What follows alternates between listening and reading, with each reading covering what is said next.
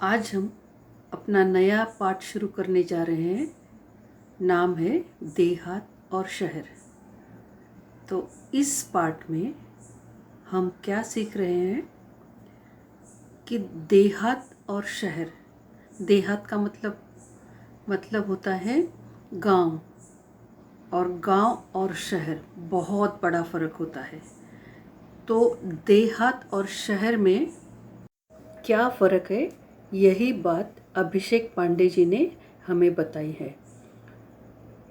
हर जगह plus points होते, minus points होते। काफ़ी बार ऐसे होता है कि देहात में रहने वाले लोगों को ऐसे लगता है कि शहर के लोग कितने सुखी है, शहर में सब कुछ मिलता है, जो चीज़ चाहिए वो चीज़ मिलती है, हर जगह रोशनी होती है, खाने पीने की कई चीज़ें होती है, अच्छे अच्छे कपड़े मिलते हैं, अच्छे खिलौने मिलते हैं, हर चीज़ जो चीज़ हमें चाहिए वो बहुत अच्छे से अच्छी मिलती है। तो शहर में रहने वाले लोगों को क्या लगता है, देहात में रहने वाले लोग बहुत सुखी होते हैं। देहात में हर जगह शांति होती है, प्रदूषण कम होता है। मगर हम देखते हैं अभी इस पाठ में हम देखेंगे कि देहात और शहर में क्या फ़र्क है, और सचमुच देहात में बहुत अच्छा जीवन होता है या शहर में बहुत अच्छा जीवन होता है। नहीं, तो देहात की कुछ कमियां हैं, शहरों की कुछ कमियां हैं। पर अब हम बचपन से शहर में रहते हैं, इसलिए हमें शहर की आदत हो चुकी है। मगर अगर तुम देहात में जाओगे, मैं तुम्हें एक सुझाव देना चाहूँगी, जब हो सके एक बार देहात जाकर वहाँ रहकर 2-3 दिन, जितने दिन रह सकते हो देहात में, मतलब गांव में जितने दिन रह सकते हो वहाँ जाके रहो और वहाँ का अनुभव लो। वे लोग किस प्रकार अपना जीवन बिताते हैं। देहात में सुबह से लेकर रात तक उनका जीवन कैसे होता है, कितनी मेहनत वो करते हैं, कितने शारीरिक कष्ट वो करते हैं, वो देखने के लिए, फिर उनका खाना, उनका पहराव, उनका कल्चर, हर चीज़ देखने के लिए जब हो सके गांव में ज़रूर जाना। जब हम गांव में जाएंगे तभी हमें उनकी समस्याएं पता चलेगी।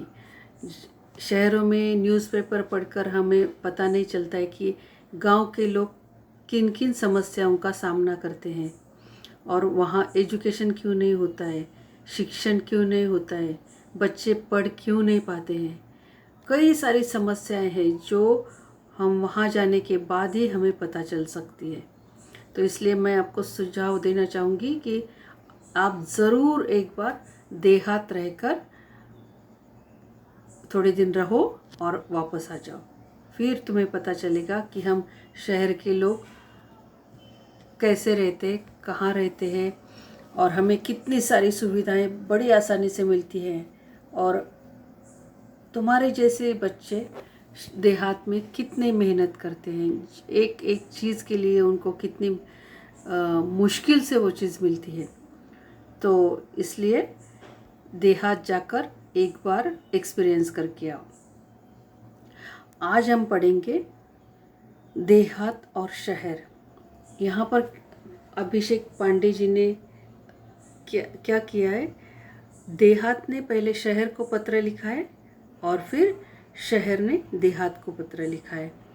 तो अब देहात और शहर दोनों लिख नहीं सकते, पर लेखक ने यहाँ पर कल्पना की है कि देहात शहर को पत्र लिख रहा है और उसके बाद शहर पत्र का जवाब दे रहा है। तो देहात में क्या क्या होता है, ये सब चीज़ें लेखक ने हमें पत्र के द्वारा समझाई है कि देहात में लोगों को किन किन मुसीबतों का सामना करना पड़ता है, और शहर में लोगों को क्या क्या मिलता है, कैसी सुविधाएं मिलती है। और शहर का दुख अलग होता है, देहात का भी दुख अलग होता है। दोनों को लगता है कि बहुत दूसरा जो है वो बहुत सुखी है, मैं बहुत दुखी हूँ, मुझे ही सब समस्या है। ऐसे देहात को भी लगता है और शहर को भी लगता है। तो आइए हम देखते हैं इस पार्ट में देहात और शहर। तो पहले हम देखेंगे कि देहात ने शहर को पत्र लिखा है। तो पत्र में वो क्या कह रहा है कि प्रिय मित्र शहर, नमस्कार। कल तुमसे बात हुई, मेरे सुख दुख के संबंध में पूछा, धन्यवाद।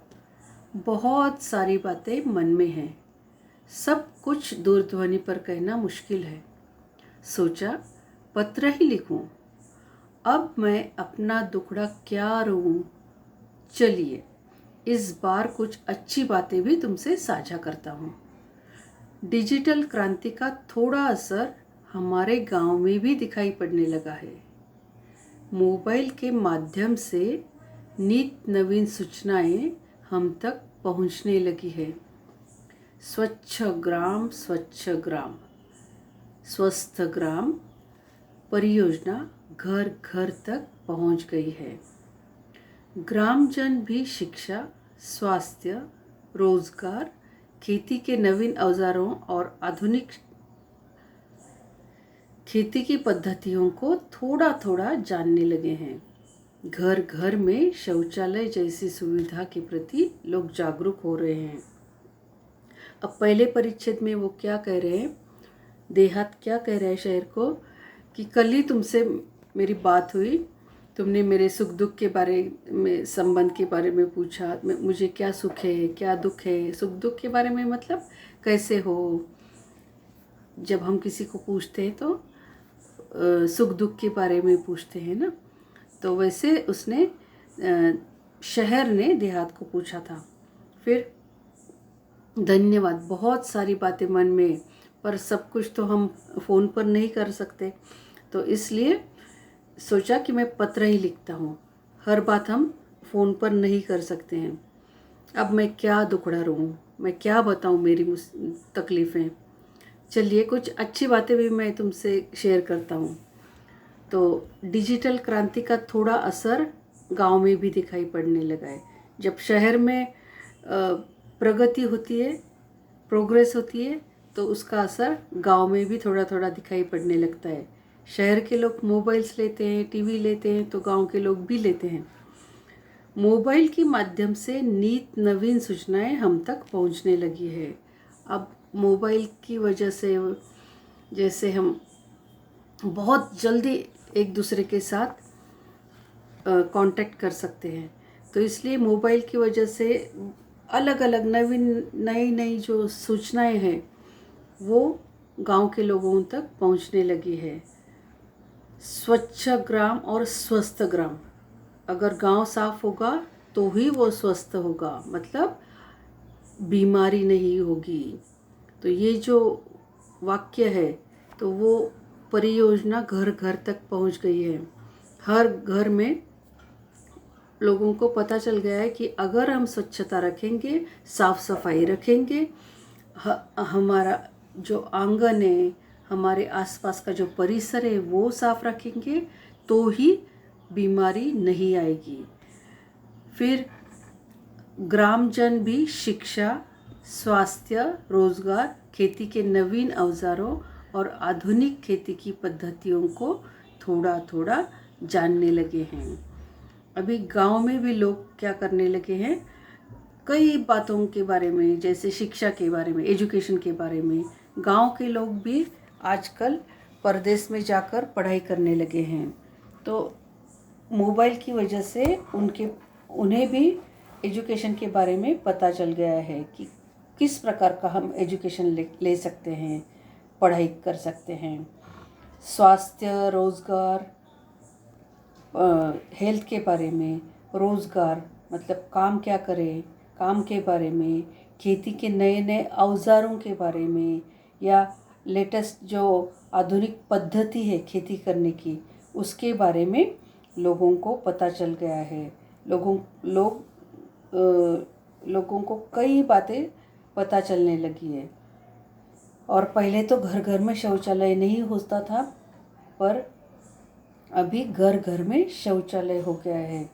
उनको ये जो शौचालय की समस्या है उनकी, वो बहुत बड़ी है। जो टॉयलेट की प्रॉब्लम है उनकी, इतने गरीब होते हुए लोग कि वो टॉयलेट तक बांध नहीं सकते।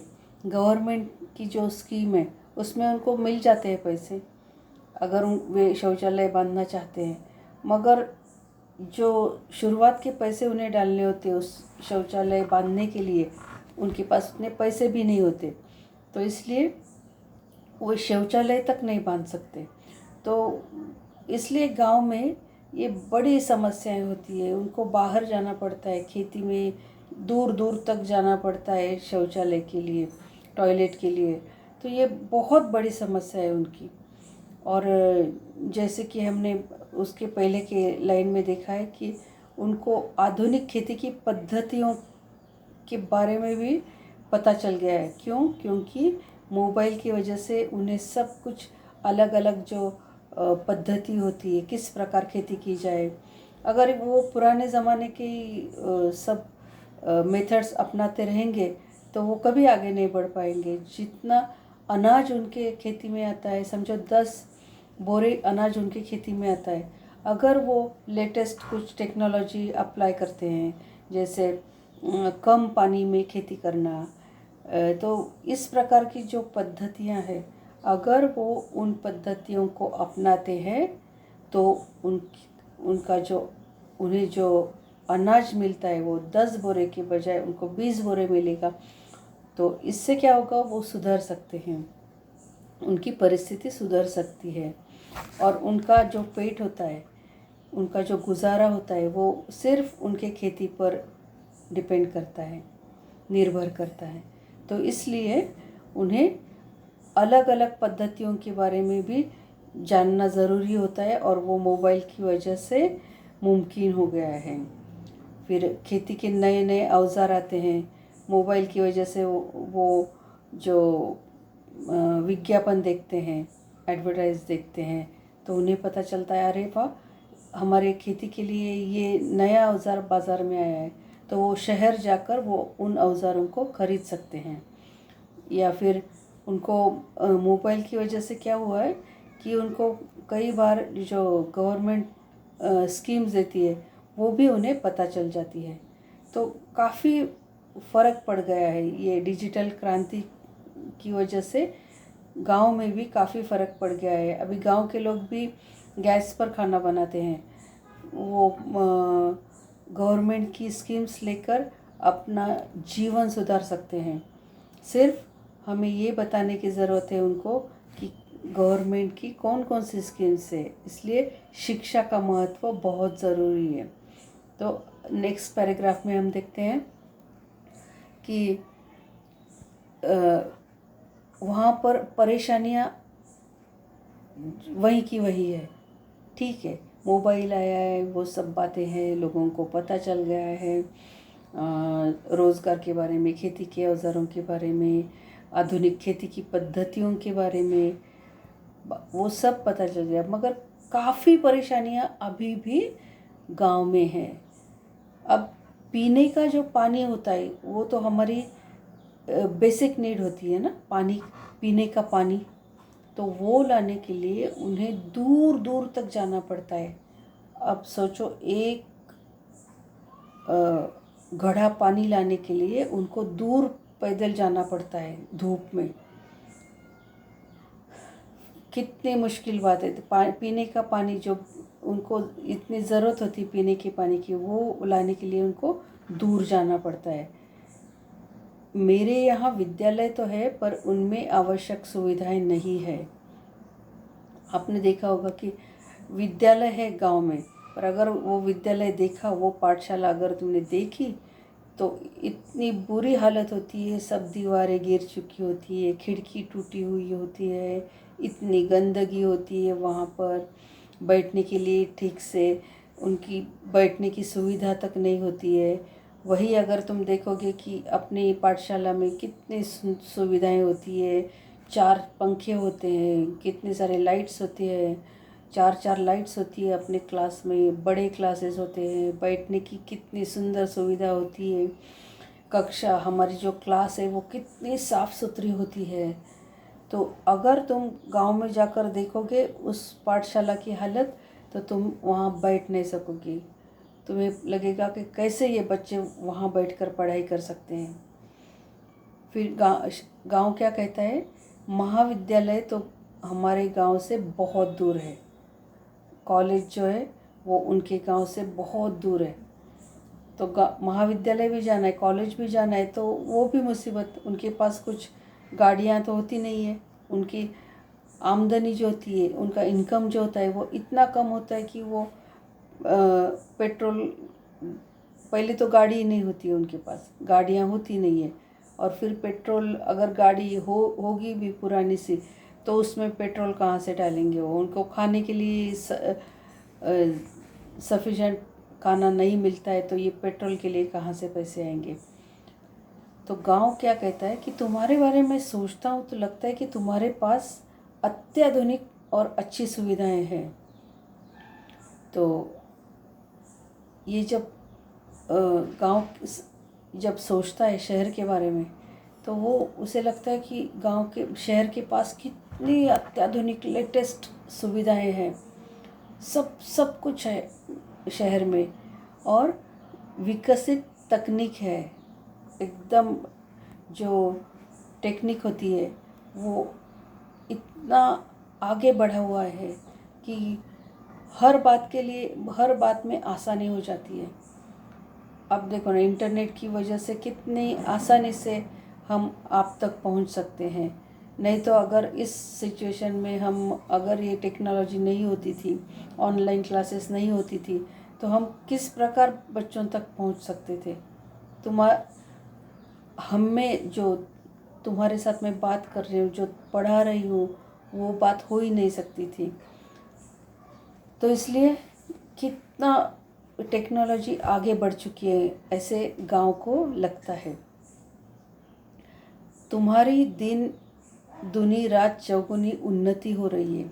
गांव को क्या लगता है कि शहर में कितनी उन्नति है, प्रोग्रेस होती रहती है। गांव क्या कहता है, तुम कितने सुखी हो। गांव को लगता है कि शहर के लोग कितने सुखी हैं। यातायात के आधुनिक साधन, पक्की चौड़ी सड़कें, बड़े बड़े शॉपिंग मॉल और 24 घंटे बिजली की सुविधा तुम्हारी शान में 4 चांद लगा देती है। गांव को क्या लगता है कि आने जाने के लिए कितने आधुनिक साधन हैं, अलग एक से एक गाड़ियां होती है शहरों में, फिर पक्की और चौड़ी सड़कें होती हैं। अब गांव में तो उनके पास क्या बैलगाड़ी होती है, और बैलगाड़ी में बेचारे उस रास्ते भी इतने ख़राब होते हैं। तो गांव बहुत दुखी है कि हमारे यहाँ पर रास्ते भी नहीं है, सड़कें भी नहीं है, और तुम्हारे शहर में कितनी पक्की चौड़ी सड़कें हैं।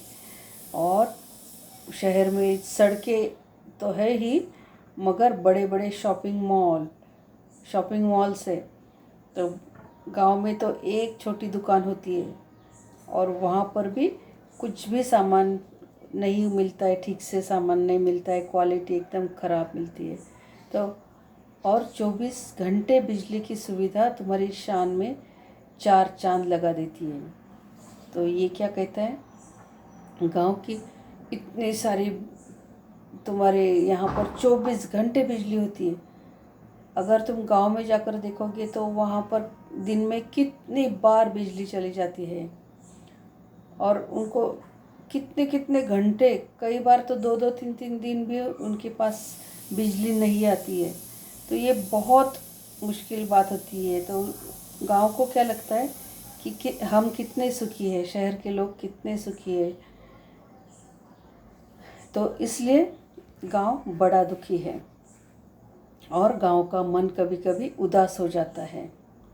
वो कहता है कि एक ज़माना था जहाँ यहाँ बहुत खुशहाली थी, हरियाली थी, पर अब पहले जैसी रौनक नहीं रही। अब ये पहले जैसी रौनक क्यों नहीं रही, उसका क्या कारण है, और उसे किस किस बात का दुख है, देहात को किस बात का दुख है, ये सब हम अगली बार देखेंगे, और ये पैराग्राफ हम फिर से डिस्कस करेंगे अगली बार भी। तो यहाँ पर देहात में क्या क्या होता है, तब तक आपको क्या करना है, कुछ कटिंग्स करके रखने हैं। देहात में क्या क्या देहात के जो पिक्चर्स है वो कलेक्ट करने हैं, फिर हम उसके ऊपर चर्चा करेंगे, तो बहुत मज़ा आएगा। तो नेक्स्ट टाइम हम अगला पार्ट देखेंगे।